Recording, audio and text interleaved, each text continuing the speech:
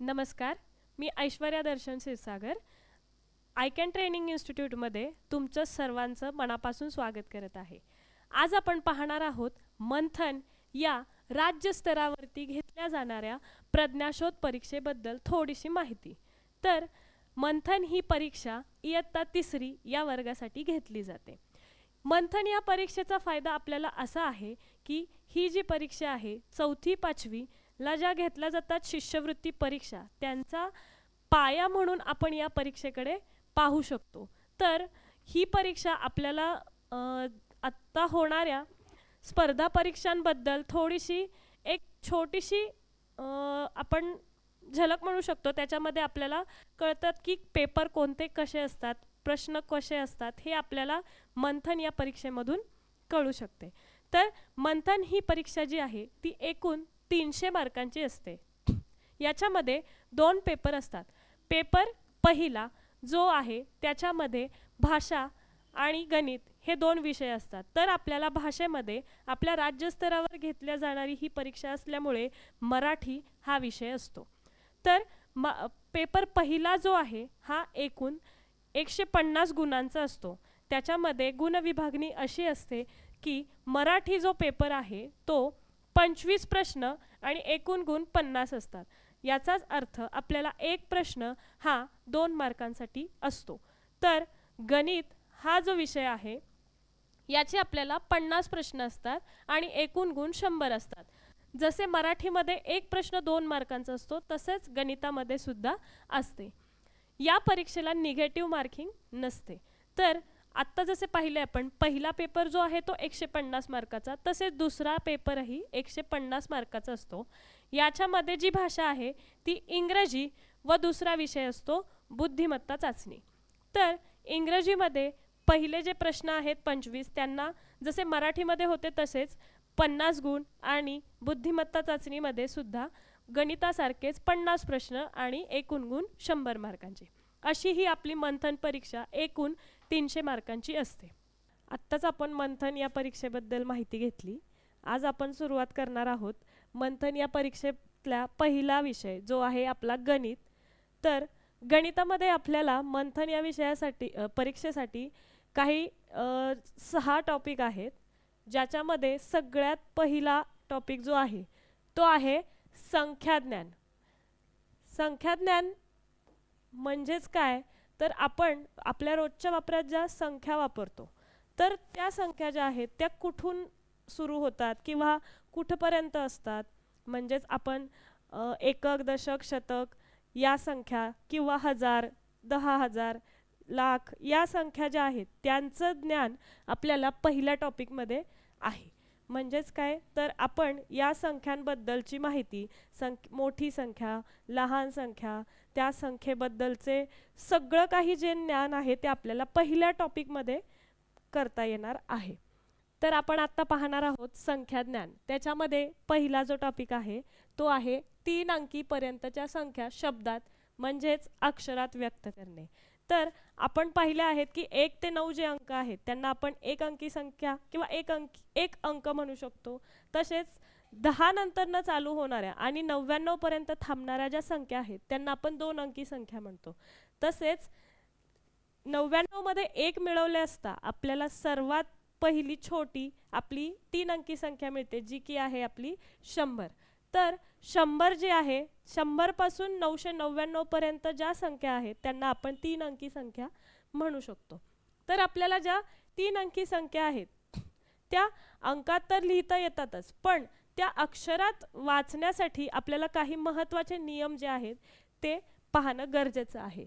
तर 3 अंकी संख्या ज्या आहेत त्यातला सगळ्यात पहिला जो अंक असेल तो जो आहे तो एकक या स्थानावरचा असतो. जो की आपल्याला संख्येचे वाचन हे नेहमी डावीकडून उजवीकडे करायचे आहे. म्हणजेच काय तर आपल्याला या घरापासून इथपर्यंत आपल्याला वाचन करायचे आहे. म्हणजेच काय तर आपल्याला दिलेले आहे की एकक, दशक, शतक. एकक म्हणजे काय तर एक अंकी संख्या, दशक म्हणजे 2 अंकी संख्या आणि शतक म्हणजे 3 अंकी संख्या. तर संख्येचे वाचन हे डावीकडून उजवीकडे करावे. म्हणजेच काय, ज्या वेळेस आपण एखादी संख्या वाचतोय त्यावेळेस आपल्याला नेहमी डावीकडून उजवीकडे जायचे आहे. म्हणजेच उजवीकडून डावीकडे जाताना संख्या 10 पटींनी वाढते. याला कारण काय आहे, तर एकक जो आहे तो एक अंकी संख्या असल्यामुळे तो सर्वात छोटा अंक असतो. दशक जो आहे तो दशक या स्थानी जी संख्या आहे ती एकक या स्थानापेक्षा 10 पटींनी वाढलेली संख्या असते. त्यानंतरचं जो स्थान आहे ते आहे शतक स्थान. तर ते शतक स्थान जे आहे ते दशक अंकाच्या 10 पटींनी वाढलेले स्थान आहे. त्यामुळे आपल्याला ही संख्या वाचताना सर्वात पहिले शतक स्थानाची संख्या, नंतरनं दशक स्थानाची संख्या आणि नंतरनं एकक स्थानाची संख्या वाचायची आहे. त्याच्यासाठी आपल्याला 4, 7 आणि 2 ही संख्या आपण अशी वाचू शकतो. 472. म्हणजेच जो शतक स्थानाचा अंक असेल त्याला आपण शे किंवा शेकडा या अक्षराने आपण वाचू शकतो. त्याच्यानंतरचा जो आहे तो आहे 9, 0 आणि 6. तर ही जी संख्या आहे आपण याच्यामध्ये दशक स्थानाला आपल्याला 0 आहे. हा शून्याला कोणत्याही स्थानी जरी 0 आला तर आपल्याला शून्याची किंमत ही 0च राहते. त्याच्यामुळे आता इथे वाचन करताना दशक स्थानाचे वाचन करायचे नाही. म्हणजेच काय करायचे की 906. आणि हे फक्त तेव्हाच होते ज्यावेळी दशक स्थानावरती 0 असतो. जर हा 0 एकक स्थानावरती आला, म्हणजे जर एकक स्थानावरती 0 आणि दशक स्थानावरती 6 आला तर आपण ही संख्या 960 या पद्धतीने वाचणार आहोत. हे झाले वाचन. आता आपण काही उदाहरणे पाहत आहोत. तर सगळ्यात पहिली संख्या आहे 1, 2 आणि 5. तर 1, 2, 5 यामध्ये शतक स्थानावरचे जो अंक आहे तो आहे 1, दशक स्थानावरती जो अंक आहे तो आहे 2 आणि एकक स्थानावरती जो अंक आहे तो आहे 5. तर आपला जो नियम आहे की संख्येचे वाचन करताना आपल्याला नेहमी डावीकडून उजवीकडे जायचे आहे. त्यामुळे आपण वाचताना 125 या पद्धतीने वाचणार आहोत. त्याच्यानंतरनं दुसरा जो आहे उदाहरण ते आहे 250. आता एकक स्थानावरती 0 असल्यामुळे आपण तो 0 गृहीत धरत नाही, पण तो 0 दशक या स्थानाला जोडून आल्यामुळे दशक आणि एकक स्थानची जी संख्या आहे ती 50 ही अशी होते. त्यामुळे आपण ही संख्या वाचताना 250 या पद्धतीने वाचणार आहोत. त्याच्यानंतरच 478, त्यानंतरनं 699 आणि त्याच्यानंतरचं जे शेवटचं उदाहरण आहे ते आपण पाहतो आहे 9, 0 आणि 0. तर दशक स्थानावरती 0 आहे आणि एकक स्थानावरती सुद्धा 0 आहे. तर आपल्याला असं दिसतंय की या दोनही स्थानांची किंमत 0 आहे. त्यामुळं ते आपण वाचू शकत नाही. पण शतक स्थानावरती 9 हा अंक आल्यामुळे आपल्याला ही संख्या एकत्रितपणे वाचायची आहे. याच्यामुळे या संख्येचे वाचन असे होऊ शकते की 900. हे झालं आपल्या 3 अंकी संख्येचे वाचन, जे की आपण अक्षरामध्ये लिहितोय. ठीक आहे.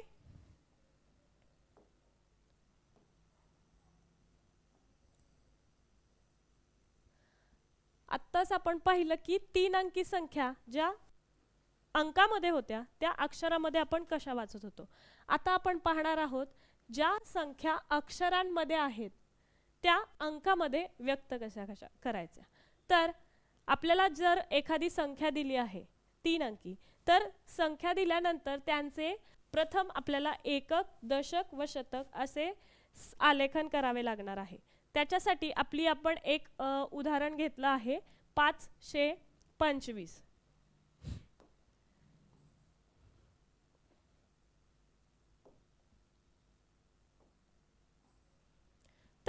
525 ही जी संख्या आहे ती आपल्याला अंकामध्ये व्यक्त करण्यासाठी आपण सर्वात पहिले एक आलेख तयार करतोय, ज्याच्यामध्ये आपण एकक, दशक, शतक असे तीनही स्थान लिहित आहोत. त्याच्यानंतरनं एकक स्थानी, दशक स्थानी ज्यावेळी आपण संख्या जी आहे ती अक्षरामध्ये लिहित होतो त्यावेळी आपण काय करत होतो की दशक आणि एकक स्थान जे आहे ते एकत्रितपणे वाचत होतो. इथे तसंच काहीच आहे. जर संख्यामध्ये शून्य नसेल तर दशक आणि एकक स्थान जे आहे ते आपल्याला एकत्रितपणे दिले जाते. म्हणजेच काय, 25 ही जी संख्या आहे ती 2 अंकी संख्या आहे, त्याच्यामध्ये दशक आणि एकक स्थान हे एकत्रित दिलं आहे. त्याच्यामुळे आपण 25 आधी लिहून घेणार आहोत. त्याच्यानंतरनं 500, जसंच मी तुम्हाला सांगितलं की शेकडा, 100 ही जी संख्या आहे त्याच्यासाठी आपण शे हा वर्ड वापरणार आहोत. म्हणून 500 म्हणजेच 5 जो अंक आहे तो आपल्याला शतक स्थानी लिहायचा आहे. अशाच प्रकारे आपल्याला ही उदाहरणे पण सोडवायची आहेत. त्याच्यामध्ये पाहूया पहिलं उदाहरण 363. आता याच्यामध्ये 63 ही जी संख्या आहे ही 2 अंकी संख्या आहे. त्याच्यामध्ये एकक स्थानी जो आहे तो 3 येणार आहे आणि दशक स्थानी जो आहे तो 6 येणार आहे आणि शतक स्थानचा जो अंक आहे तो 300 असल्यामुळे 3 हा अंक येणार आहे. त्याच्यानंतरनं दुसरा जो अंक आहे तो आहे 617. आता 17 जसं की आपण वरच्यामध्ये केलं 63 मध्ये की दशक आणि एकक स्थान एकत्र लिहिलं, तसंच इथे जो दुसरी संख्या आहे ती सुद्धा आपण तशाच पद्धतीने लिहून घेणार आहोत. म्हणजेच दशक स्थानी आपण लिहिणार आहोत 1 आणि एकक स्थानी लिहिणार आहोत 7 आणि 600 असल्यामुळे 6 जी आहे ती शतक स्थानी येणार आहे. हे झालं ज्या वेळेस संख्यांमध्ये शून्य नसतो त्यावेळेस. आता पुढचं जे उदाहरण आहे त्याच्यामध्ये आपल्याला शून्य दिला आहे. ठीक आहे, तर आपण पाहतो आहे 404. आता याच्यामध्ये जो शून्य दिलेला आहे आपल्याला तो कुठे आहे हे आपल्याला माहीत नसल्यामुळे आपण काय करत आहोत, जो दुसरी जी संख्या दिली आहे ती किती आहे तर ती 4 आहे. याचाच अर्थ ती 1 अंकी संख्या आहे, म्हणून आपण ती एकक स्थानी लिहून घेतली. त्याच्यानंतरनं डायरेक्ट आपल्याला 400 असं दिलेले आहे, म्हणजेच आपल्याला डायरेक्ट शतक स्थानचा अंक दिलेला आहे, म्हणून आपण शतक स्थानचा अंक लिहित आहोत. यानंतरनं पाहिलं तर दशक स्थानी आपल्याला काहीच मिळालेलं नाहीये, म्हणून आपण दशक स्थानी 0 हा लिहिणार आहोत. अशा प्रकारे ज्यावेळी संख्येमध्ये 0 दिलेला असतो त्यावेळेस आपण संख्येची फोड करून ते एकक, दशक व शतक स्थानी लिहून आपली जी संख्या आहे ती तयार करू शकतो. त्याच्यानंतर आहे 860. आता याच्यामध्ये 60 ही जी संख्या आहे ती 2 अंकी संख्या आहे, पण त्याच्यामध्ये जरी शून्य असला पण तरी जो शून्य जो आहे तो एकक स्थानी येतोय. याचाच अर्थ जो शून्य आहे त्याला किंमत आहे पण एकक स्थानची किंमत जी आहे ती त्याला नाहीये, पण ज्या वेळेस तो दशक स्थानासोबत येतोय त्यावेळी त्याची किंमत जी आहे ती वाढतीये. त्यामुळेच दशक स्थानी आपण लिहिणार आहोत 6. आणि जसं दशक स्थानी मगाशी तुम्हाला सांगितलं की 10 पटीनी संख्या जी आहे ती वाढत जाते, तशीच आपली इथे दशक स्थानी 6 ची संख्या जी आहे ती दशक स्थानी आल्यामुळे 60 या पद्धतीने झालेली आहे. आणि पुढचं आहे 800, त्यामुळे शतक स्थानी आपला येणार आहे 8. अशाच पद्धतीने आपलं शेवटचं जे उदाहरण आहे 222, जिथे आपला प्रत्येक अंक समान आहे त्याच्यामुळे आपण शतक, दशक आणि एकक या तीनही जागी आपण 2 लिहून आपली जी 222 ही संख्या आहे ही तयार करू शकतो.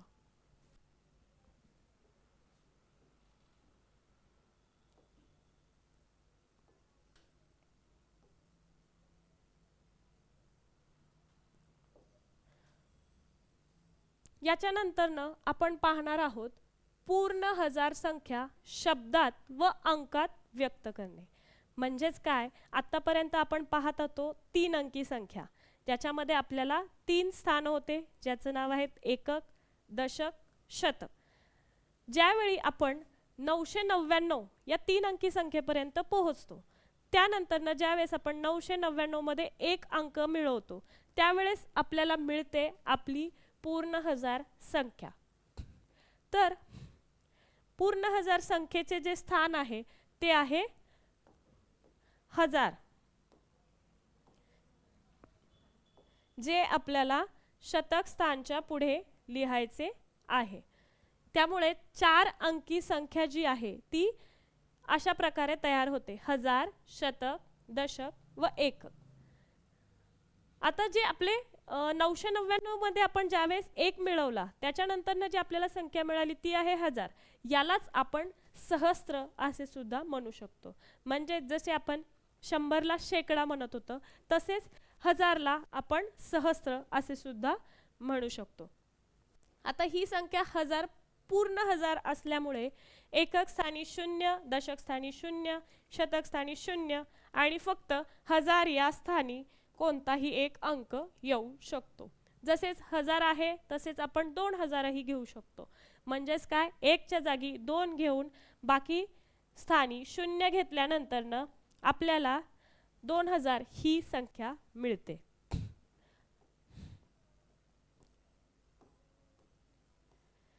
आता तुम्हाला मी एक महत्त्वाची गोष्ट सांगणार आहे. तर ती अशी आहे, जर शतक जे आहे तिथे तर 0 आहे, पण ज्या वेळेस आपण एकक आणि दशक हे वेगळे ठेवतो आणि शतक आणि 1000 जर वेगळं ठेवलं तर आपण पाहतोय की शतक आणि 1000 याच्यामध्ये आपल्याला जी 2 अंकी संख्या तयार झाली ती आहे 10, बरोबर.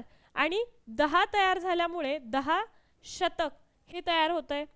म्हणजेच 10 शतक ही संख्या म्हणजेच काय असणार आहे, 1000. तसेच जसे आपण शतक मध्ये 2 अंकी संख्याचा एक ग्रुप तयार केलाय, तसंच दशक या स्थानचा 0 सोबत घेऊन आपण ज्यावेळी एक 3 अंकी संख्या बनवतोय जी होतीये 100, म्हणजे 100 दशक म्हणजे सुद्धा आपल्याला काय मिळणार आहे, 1000.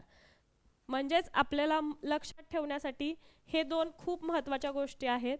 10 शतक म्हणजे 1000 आणि 100 दशक म्हणजे सुद्धा 1000. तर आता आपण या पूर्ण 1000 संख्यांवरती काही उदाहरणे पाहणार आहोत. तर सगळ्यात पहिले उदाहरण आहे 500 अधिक 500 ही बेरीज अक्षरात कशी लिहाल. म्हणजेच सगळ्यात पहिले आपण वाचणार आहोत 500. 500 याचा अर्थ आपली संख्या जी आहे ती अशी आहे. अधिक म्हणजेच आपण बेरीज करणार आहोत आणि त्याच्यानंतर आहे 500. या दोन्हीची बेरीज केल्यानंतर आपल्याला मिळत आहेत 1000. म्हणजेच आपण ही संख्या पूर्ण 1000 मिळालेली आहे, म्हणून आपण ही अक्षरात लिहिण्यासाठी कसे लिहिणार आहोत तर 1000. या पद्धतीने हे उदाहरण सोडवायचे आहे. त्याच्यानंतर जसे मी तुम्हाला सांगितले होते की 100ला आपण शेकडा म्हणतो, तसेच 1000ला पण सहस्त्र म्हणलं जातं. म्हणून आपल्या दुसऱ्या उदाहरणात असं दिलेलं आहे की 8 सहस्त्र ही संख्या अंकात लिहा. ती आधीच अक्षरात आहे. 8 सहस्त्र म्हणजेच काय असणार आहे की 1000 आहे. 1000वरती 3 शून्य असतात, म्हणून आपल्या सहस्त्र म्हणजेच 1000वरतीचे जे 3 शून्य आहेत ते आधी आपण लिहून घेणार आहोत आणि त्याच्यानंतर जो आपला अंक आहे तो आहे 8. तो या पद्धतीने आपण लिहिणार आहोत. 8 सहस्त्र म्हणजेच 8000 जी आपली पूर्ण संख्या आहे. त्याच्यानंतर आपण पाहणार आहोत तिसरं उदाहरण.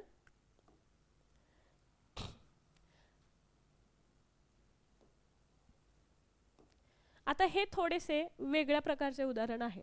तर याच्यामध्ये काय दिलेले आहे की 4000 ही संख्या आपण कोणकोणत्या प्रकारे लिहू शकतो. म्हणजेच काय की 4000 आपण 4000ला 4 सहस्त्र म्हणू शकतो. जसे मी तुम्हाला मगाशी सांगितले 40 काय म्हणू शकतो, 40 जे आहे ज्यावेळेस आपण 3 अंकी संख्या घेत होतो त्यावेळेस दशक व एकक स्थानचे जे अंक आहेत त्यांना एकत्रितरित्या वाचत होतो. म्हणजेच काय, 400 दशक या पद्धतीने वाचत होतो. म्हणजेच 400 दशकही आपण लिहू शकतो, 4000 लिहू शकतो. आणि पुढे हे स्थान आहे शतकचे, हे आहे हजारचे. ज्यावेळी आपण शतक आणि हजार स्थानचा एक ग्रुप करत होतो त्यावेळेस आपण काय वाचत होतो, 40 शतक, म्हणजेच 40 शतक सुद्धा वाचू शकतो. पण 400 एकक, आता एककसाठी आपल्याला 10 आहे, पण त्याच्या पुढे आपल्याला 400 आहेत. पण ते 400 जे आहेत ते दशक स्थानीच संपत आहेत, त्यामुळे आपण 400 दशक वाचू शकतो. पण 400 एकक म्हणजे 4000 होऊ शकत नाहीत, तर 400 एकक म्हणजे 400 हीच संख्या होऊ शकते. म्हणजे 4000 ही संख्या जी आहे ती आपण 400 एकक या पद्धतीने वाचू शकत नाही. पण 4000, 4 सहस्त्र, 40 शतक आणि 400 दशक या पद्धतीने आपण वाचू शकतो. त्याच्यानंतर ना पुढचं उदाहरण आहे, खालीलपैकी किती पर्यायातील संख्या पूर्ण हजारात लिहिलेल्या आहेत. आता याच्यामध्ये आपले संख्या दिलेल्या आहेत. पहिली आहे 3 सहस्त्र, दुसरी आहे 9000, त्याच्यानंतर ना आहे 700 दशक आणि नंतर ना आहे 4 शतक. तर याच्यामध्ये 3 सहस्त्र म्हणजेच 3000, म्हणजेच ही संख्या पूर्ण हजारामध्ये आहे. दुसरं जे आहे 9000, ही सुद्धा संख्या पूर्ण हजारामध्ये आहे. त्याच्यानंतर ना आहे 700 दशक, 700 दशक म्हणजे जसे आपण 400 दशक वाचत होतो तसेच 700 दशक, म्हणजे ही सुद्धा संख्या पूर्ण हजारामध्ये आहे.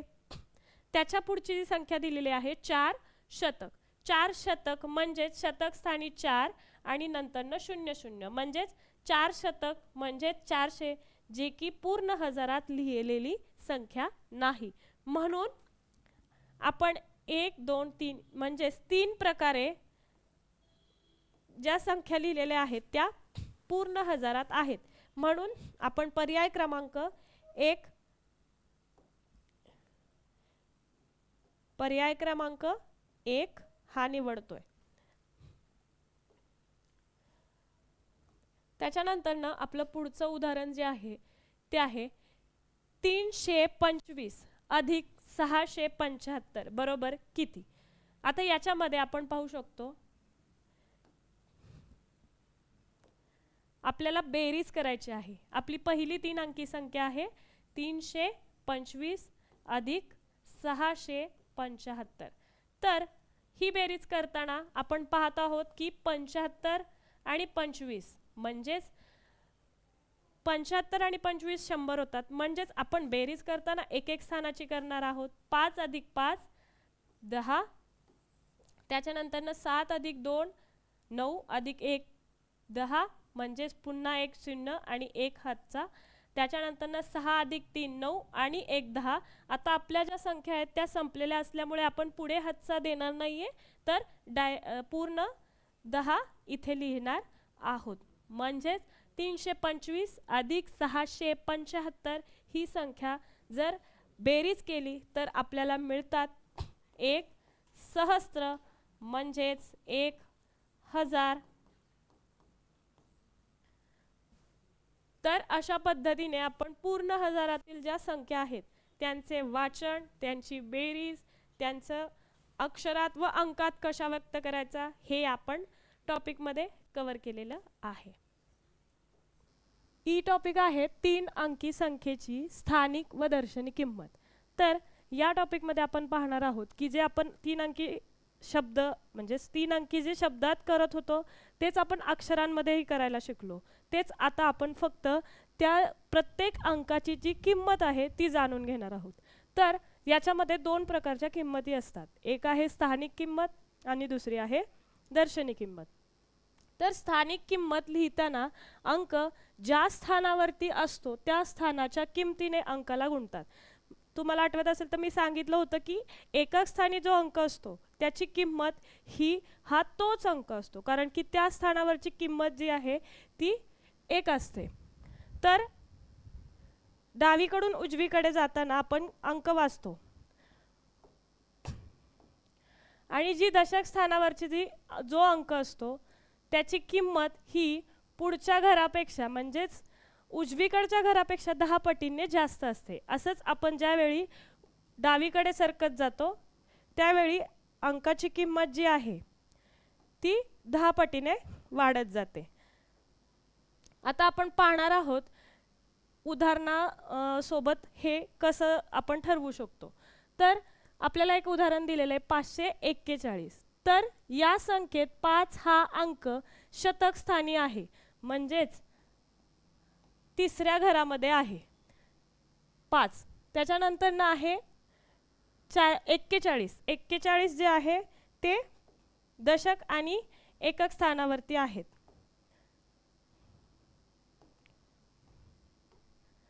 आता याच्यामध्ये एकक स्थानावरती जो अंक आहे तो आहे 1, ज्याची किंमत ही 1च राहणार आहे.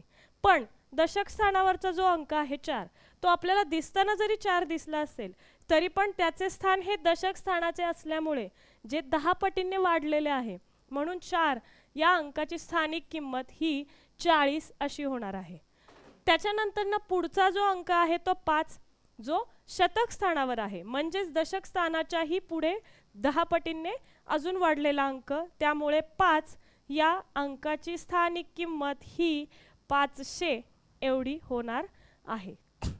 तर याच पद्धतीने आपण प्रत्येक अंकाची किंमत काढणार आहोत. एकक स्थानी जो अंक असणार आहे त्याची स्थानिक किंमत काढण्यासाठी दिलेल्या अंकाला 1 ने गुणायचे आहे, दशक स्थानासाठी 10 ने गुणायचे आहे, शतक स्थानासाठी 100, तर 1000 स्थानासाठी 1000 ने त्या अंकाला गुणायचे आहे, तरच आपल्याला त्या अंकाची स्थानिक किंमत मिळते.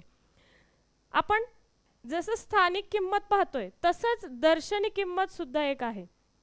दर्शनी किंमत जी आहे ती दिलेल्या संख्येत येणाऱ्या 0 ते 9 या अंकातील जो अंक आपण वाचतो ती त्याची दर्शनी किंमत असते. म्हणजेच काय, तर आपण कोणताही अंक लिहू देत, जर तो अंक कोणत्याही स्थानी असू देत, एकक, दशक, शतक, हजार कोणत्याही स्थानी असला तरी पण त्याची जी दर्शनी किंमत आहे ती तोच अंक राहणार आहे. ह्या स्थानिक किंमत आणि दर्शनी किंमत मध्ये हा फरक आहे. दर्शनी किंमत कधीही बदलत नाही, तर स्थानिक किंमत ही प्रत्येक घराघराने बदलत जाते, म्हणजेच 10-10 पटीने वाढत जाते. आता आपण याची काही उदाहरणे पाहूयात.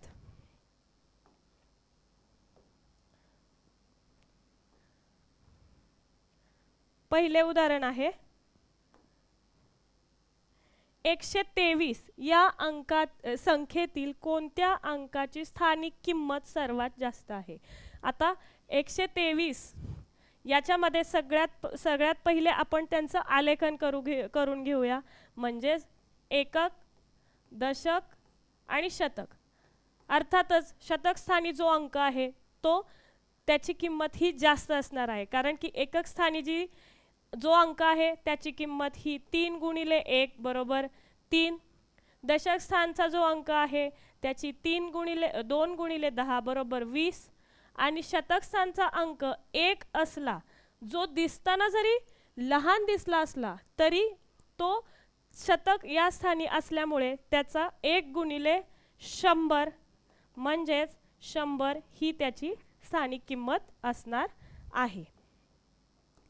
त्याच्यानंतर ना दुसरं उदाहरण, याच्यामध्ये आपण पाहतोय 542 या संख्येतील सर्व अंकांच्या दर्शनी किमतीची बेरीज किती. आता दर्शनी किंमत म्हणजेच काय, तर तोच अंक असतो, म्हणून जरी तो कोणत्याही स्थानी असेल तर म्हणजेच 5 ही 5 ची दर्शनी किंमत, 4 आणि 2 या सर्वांची आपल्याला काय करायची आहे, बेरीज करायची आहे. म्हणजेच 4 अधिक 2 6, 6 अधिक 5 11, म्हणजेच आपले उत्तर 11 येणार आहे, कारण की आपल्याला फक्त इथे दर्शनी किमतीची बेरीज विचारली आहे. त्याच्यानंतर पुढचं उदाहरण 660. या संख्येतील 6 या अंकांच्या स्थानिक किमतीची बेरीज किती? जसे आपण दर्शनी किमतीमध्ये अंकाच्या दर्शनी किंमत लिहून त्यांची बेरीज केली, तसंच आता आपल्याला या उदाहरणात पाहायचंय 660. याचे आपण आधी आलेखन करून घेऊया. एकक, दशक, शतक. याच्यामध्ये आपण आपली जो संख्या आहे ती लिहिलेली आहे. एकक स्थानी 0 असल्यामुळे त्याचे स्थान जरी 1 ने असले तरी पण त्याची किंमत ही 0 राहणार आहे. दशक स्थानची जी किंमत असणार आहे ती 6 गुणिले 10 बरोबर 60. त्याच्यानंतर शतक स्थानी जो आहे 6, त्याची किंमत 6 गुणिले 100 म्हणजे 600. आता आपण स्थानिक किमतीची बेरीज करतोय, त्याच्यामुळे आपण जे स्थान आहेत त्यांचे जे गुणिलेचे जे अंक आहेत ते आपल्याला घेणं गरजेचं आहे. त्यामुळं 60 आणि 600 यांची आपण बेरीज करून आपल्याला मिळतोय 660. म्हणजेच या संख्येतील 6 या अंकांची स्थानिक किमतीची बेरीज ही 660 आहे. त्याच्यानंतर पुढचं उदाहरण आहे 147. या संख्येतील कोणत्या अंकाची दर्शनी किंमत सर्वात जास्त आहे? आता दर्शनी किमतीमध्ये ज्यावेळेस आपण पाहतो की कोणता अंक मोठा आहे, तर आपल्याला याच्यामध्ये आपला जो अंक मोठा आहे तोच अंक याच्यामध्ये मोठा असणार आहे. कारण की तो कोणत्याही घरामध्ये असला तरी सुद्धा त्याची दर्शनी किंमत ही बदलणार नाही. म्हणजेच एकक, दशक, शतक 147. जरी शतक स्थानी 1 हा अंक असला, त्याची स्थानिक किंमत ही जास्त असली तरी सुद्धा 7 हा दर्शनी म्हणजे दिसण्यावरनं तो मोठा आहेच, पण त्याची दर्शनी किंमत विचारल्यामुळे तो मोठा आहे. म्हणजेच या संख्येमध्ये 7 हा सर्वात मोठा आहे. तसेच सर्वात कमी विचारले आहे आपल्याला, त्याच्यामुळे 7 पेक्षा लहान जो आहे तो 1 आहे. जरी 1 ची किंमत स्थानिक जास्त असली पण तो 7 पेक्षा दिसायला लहान आहे, त्याच्यामुळे तो दर्शनी किंमत ज्याची सर्वात कमी आहे तो आहे 1.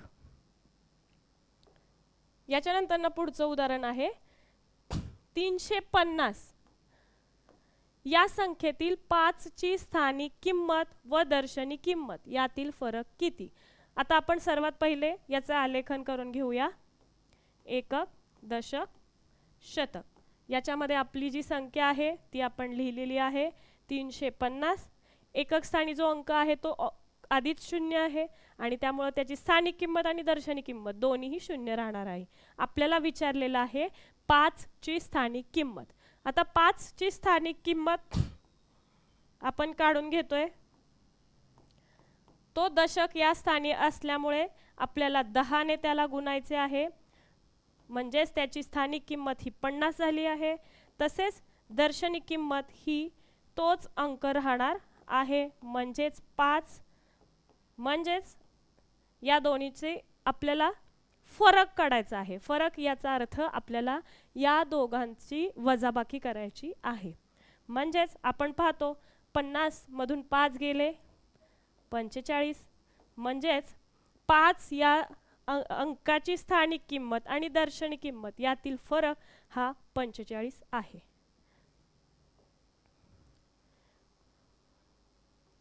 आता आपण स्थानिक किंमत आणि दर्शनी किंमत समजून घेतली आहे.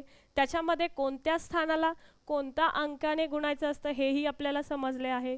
फक्त आता पुढचा जो पॉइंट आहे त्याच्यामध्ये फक्त आपल्याला ते विस्तारित रूपामध्ये मांडायचं आहे. म्हणजेच काय आहे, 3 अंकी संख्येची विस्तारित रूपात मांडणी. दिलेल्या संख्येचे विस्तारित रूप म्हणजेच संख्येच्या सर्व अंकांच्या स्थानिक किमतीची असणारी बेरीज होय. म्हणजेच आपल्याला एक उदाहरण घेऊन आपण समजून घेऊया. 251 या संख्येचे विस्तारित रूपात मांडणी करा. म्हणजेच त्याचे आपण सर्वात पहिले आलेखन करून घेऊया. 251 एकक, दशक, शतक. आपली जी संख्या आहे ती आपण लिहून घेतली आहे. त्याच्यानंतर तुम्हाला जसं सांगितलं होतं मी, एकक स्थानी जो अंक आहे त्याला 1 ने गुणायचे आहे. म्हणजेच आपण जे इथं दिसते आहे 1 गुणिले 1. दशक स्थानी जो अंक आहे त्याला 10 ने गुणायचे आहे. म्हणजेच 5 गुणिले 10. शतक स्थानी जो अंक आहे त्याला 100 ने गुणायचे आहे, म्हणजेच 2 गुणिले 100 आणि या सर्वांची बेरीज म्हणजेच या संख्येचं विस्तारित रूप होय. म्हणजेच 251 म्हणजेच काय, 2 गुणिले 100 अधिक 5 गुणिले 10 अधिक 1 गुणिले 1. ज्यावेळी आपण हे सगळं सोडवतो त्यावेळेस आपल्याला आपली जी पहिली संख्या आहे ती आपल्याला मिळते. आता आपण पाहतोय उदाहरणे. आता याच्यामध्ये आपण पाहतो आहे की आपल्याला काय करायचं आहे तर विस्तारित मांडणी करायची आहे. आपल्याला पहिल्या उदाहरणामध्ये दिलेलं आहे 550. साडे याचा अर्थ होतो अर्धा. ठीक आहे, त्यामुळं 550 म्हणजेच 500च्या पुढे अर्ध म्हणजेच 100 शेच्या अर्ध. शेच्या अर्ध असतं, शे म्हणजे शेकडा, 100 आणि 100चे अर्धा म्हणजे साडे म्हणजेच 50 आणि पुढचं आहे संख्या 500 म्हणजे 550 ही संख्या 500 अधिक 50 अशी असणार आहे. आणि या संख्येचे विस्तारित रूप करायचे म्हणजेच ही संख्या झालेली आहे 550. जर आपण याचे एकक दशक शतक याच्यामध्ये विभागणी केली तर एकक स्थानी 0, दशक स्थानी 5, शतक स्थानी 5 आणि याची विस्तारित मांडणी आपण करणार आहोत. 5 गुणिले 100 अधिक 5 गुणिले 10 अधिक 0 गुणिले 1. ज्यावेळी आपण 0 या अंकाने कोणत्याही संख्येला किंवा अंकाला गुणतो तेव्हा त्याचे उत्तर हे 0 येते. त्याच्यानंतर ना आहे 950. आता 950 म्हणजेच काय तर 900 पूर्ण होण्यासाठी थोडासा एक कमी, याचाच अर्थ शे मधले पावणे म्हणजे शे मधले पावणे जर आपण बघितले तर ते असतात 75. आणि जसं 550 म्हणजे 500 मध्ये आपण पुढे 50 अधिक करतो तसेच 900 मध्ये आपल्याला 25 कमी करायचे आहेत म्हणजेच आपल्याला 75 हे पावणे आणि 900च्या आधी म्हणजेच 845 ही आपली संख्या होणार आहे. 950 म्हणजेच 875.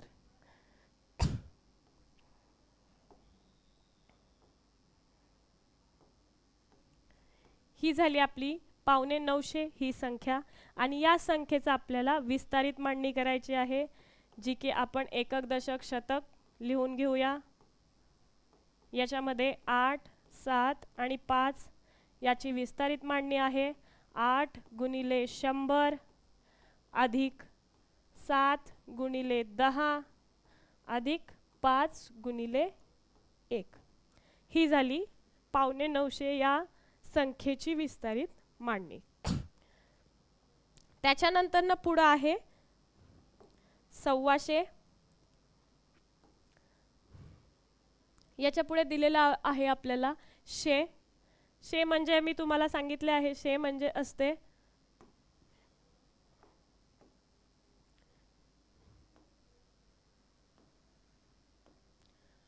शेचा अर्थ जो आहे तो आहे शेकडा. शेकडा म्हणजेच 100 आणि 125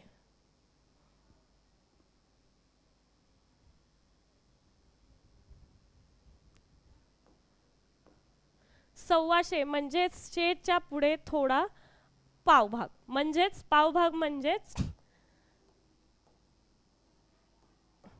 25 म्हणजेच शेच्या पुढे 25 म्हणजेच 125 म्हणजेच आपली संख्या ही झाली 125. या संख्येची विस्तारित मांडणी करण्यासाठी सगळ्यात पहिले आपण त्याला एकक दशक शतक लिहून घेऊया. 125 आणि विस्तारित मांडणी 1 गुणिले 100 अधिक 2 गुणिले 10 अधिक 5 गुणिले 1. ही झाली 125 या संख्येची विस्तारित मांडणी. त्याच्यानंतर चौथं उदाहरण आहे 3 अंकी सर्वात लहान विषम संख्येची विस्तारित मांडणी कोणती. आता आपण हे पाहूया. पहिले 3 अंकी सर्वात लहान विषम संख्या. सर्वात पहिले आपण पाहूया 3 अंकी संख्या, जी सर्वात लहान आहे.